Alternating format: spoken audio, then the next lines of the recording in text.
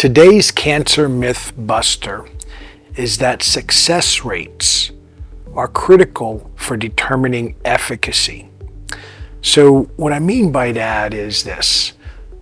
People contact us and they'll ask a question, what's your success rate with treating a particular cancer? Or they'll say something like, well, how many people have you treated with my cancer? And as a scientist, what I could tell you is that I spent a considerable amount of time testing a large number of humans from all over the world and interacting with other scientists and looking at huge volumes of data. In one female patient alone, we had over 255 million data points. That's just one person. The average person that has cancer that contacts us has hardly any data. So what that really means is they have no idea what is going on inside of their body.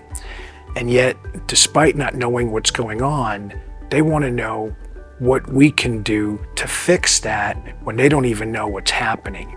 So it's kind of like having an automobile that just got into a complete wreckage, and then you call a repair shop and say, how much will it cost to fix this?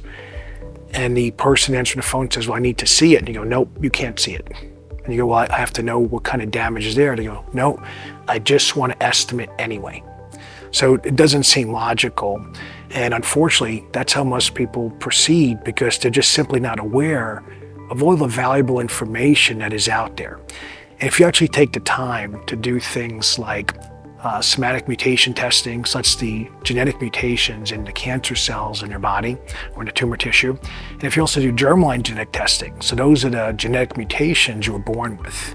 And if you did something like microbiome analysis, which is looking at all the different organisms in typically the lower GI tract, but we could also do the oral microbiome or the areas of the body.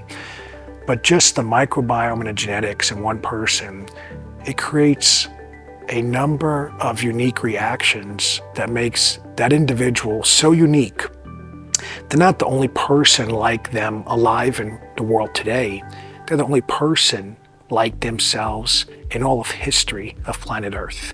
So they're not one out of, maybe 8 to 9 billion. They're one out of maybe 100 billion or more. And so what I'm saying then is if each person is unique, and each person has a set of variables that are so rare, they've never been seen before. How is it possible that anyone can extrapolate data from other people and tell them what the success rate will be? It just doesn't make any sense at all. And what I'm saying is there's no guarantee because something worked for one person that it'll work for the next person. Because if it did, how come none of the giant multi-billion-dollar cancer treatment centers, how come they don't guarantee results? There's a reason for that, because they already know that just because one person responded, it doesn't guarantee the next person will respond. And you don't have to believe what I'm saying. You could just simply search for information on your own. Why don't you take a look at immunotherapy success rates? Type in different chemotherapy success rates. What you'll see is what a lot of oncologists have reported is this, that when a study's done, it kind of gives this impression that this new treatment may really help a lot of people with a given diagnosis of cancer.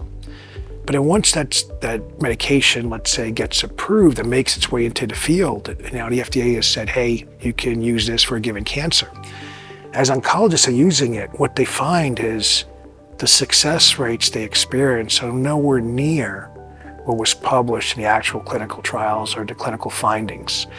And so what I'm saying to you is, how do you determine what's the best thing to do treatment-wise for your cancer? It is a very simple, logical process that we've created here at Causenta. So we figured out how to eliminate a lot of mystery, eliminate a lot of unknown variables, so we can maximize the chance that you beat this terrible disease. Thank you very much for listening to me today, and I hope you found this particular Cancer Mythbuster informative.